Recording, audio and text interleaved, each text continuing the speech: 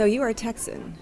I am, yeah. I was born in San Antonio, and I lived there till I was about 24, and then I moved out to LA, and I've been out there ever since. What PBS show were you watching when you decided at the age of 8 that you wanted to be an actor? Yeah, that was, I don't know the name of it. Of course, I was about 5 years old at the time, but they were interviewing stage actors and film actors and talking about the difference between working on stage and working in film. And I was quite taken by this, and I said, that's what I want to do. I'm going to be a film actor. I'm going to, work in movies. How did you feel about getting the part? It's kind of a funny story because the first film I did was shot here in Texas, and it was called Raggedy Man. And it was Jack Fisk directing, Sissy Spacek's husband. And Jack and Sissy were kind of responsible for setting me up for the interview for Spielberg. So I went out to Los Angeles to do some additional dialogue recording on Raggedy Man. And Universal said, well, we have this meeting set up for you with Spielberg. So I did my work, and then I went on the studio lot and I met Spielberg and read for him. And the famous audition, you can see on YouTube, and you hear him at the end of the audition say, "Kid, you got the job." I think he's afraid of you. That may be true, but the government tells me what to do, and I just follow their orders. Well, he's mine, and he lives with me, and he likes me. And he wants to stay here. He likes it here. Well, I'll tell you what. If you let me talk to him for 5 minutes, I'll tell my boss that you can keep him. Would that be okay with you, if I could just talk to him for 5 minutes? Would you feel better then? Would you be happy if you could keep him, if all I had to do was talk to him for 5 minutes? That might make your whole day, huh? Might make your whole life, huh? And then he'd be your friend forever, and I wouldn't take him away. Okay, Elliot. Okay, kid, you got the job. That's the only time I've ever left the room knowing that I had the job.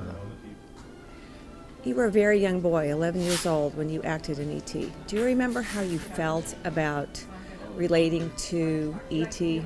Well, it's sort of like flying solo when you have a role like that with some type of special effect animatronic creature, and this was in the early days where everything was still very mechanical. So there were about 12 people in charge of operating E.T.'s facial, makeup. So I would say my line, and then you'd hear a chorus of about 12, middle-aged guys across the soundstage going, ouch, things like that. That's awesome. It kept me on my toes. So Elliot's character was a really sweet and endearing one. Do you think it was close to your personality as a child? Yeah, Elliot was very, sensitive and pure, and I think I was too in a lot of ways. Elliot was actually based on Harrison Ford's son, so that was Elliot, like the way he dressed and everything. It was Harrison's son, and so I hung out with him a lot, and I kind of emulate him, and so the personality that you see in that character is I think his name is Willard. I must ask you about the bicycle flying scene. How was that done? Well, I don't want to ruin it for you, but the flying bicycle was just a bike on the end of a crane arm, and lots of sweaty grips, kind of elevating and lowering me. They did the close-up sort of shots on the end of a crane arm.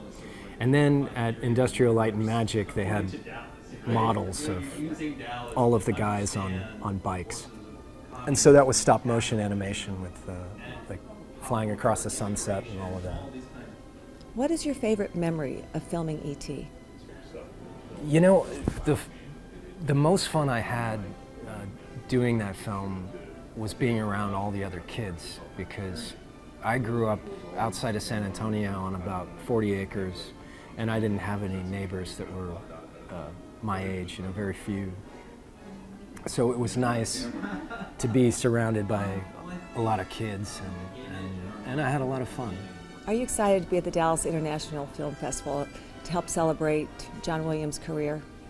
Yeah, I am excited about Dallas International Film Festival having this great, honoring John Williams it's a very good thing, because John Williams, he brought so much to the film with his score. I mean, if you took the score out of it, it wouldn't be anywhere nearly as moving and powerful as it was. And I was thinking about it.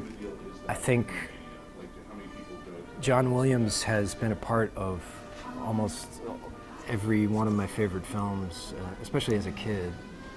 Raiders of the Lost Ark and these iconic, Star Wars, iconic scores, and so it's nice. He's a real genius, and I think we should celebrate him.